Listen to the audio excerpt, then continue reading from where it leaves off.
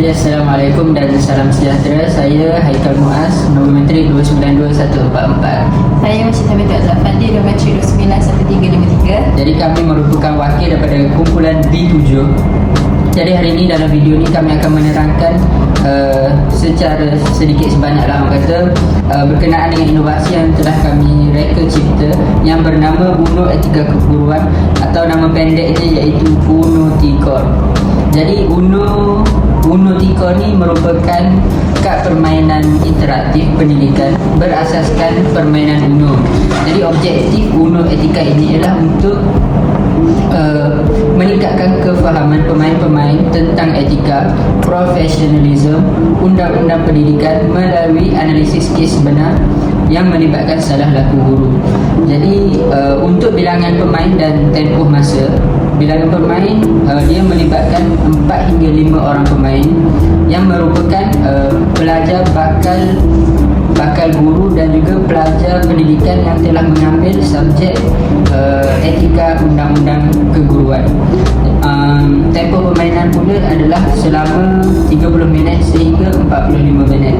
Jadi dalam UNO Etika Keguruan ni kita ada 5 kad, iaitu pertama kad merah yang mewakili kes salah laku guru sebanyak 24 kad. Yang kedua kad biru iaitu undang-undang peraturan sebanyak 20 kad. Yang ketiga ialah kad hijau iaitu mewakili etika profesionalism yang ada sebanyak 16 kad. Dan yang keempat pula iaitu kad kuning yang mewakili soalan berkenaan pencegahan dan kaunseling, iaitu kita ada sebanyak 12 kad.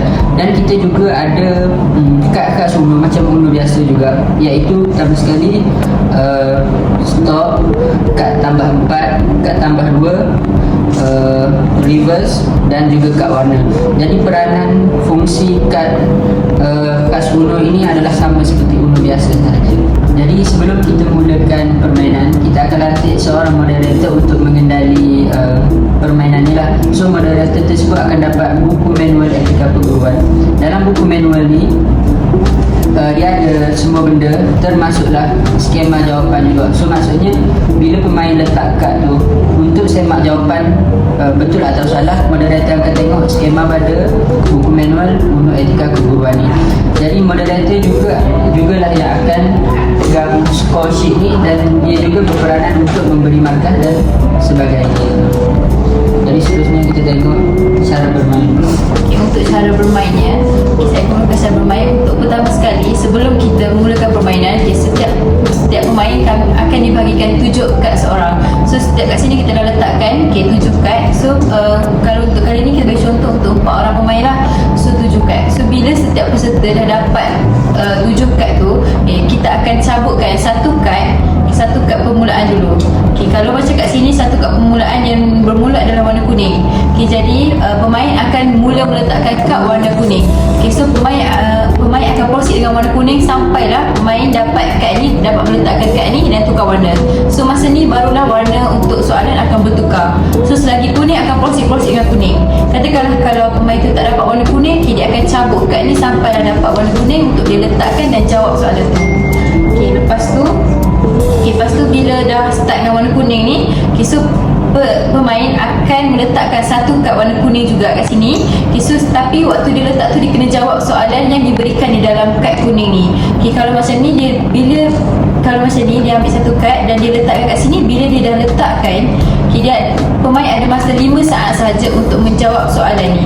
Sebab kita ada soalan yang kita bagi dalam bentuk objektif lah, so ada pilihan jawapan. So dalam tempoh 5 saat, pemain akan menjawab soalan yang ada dalam kad tu.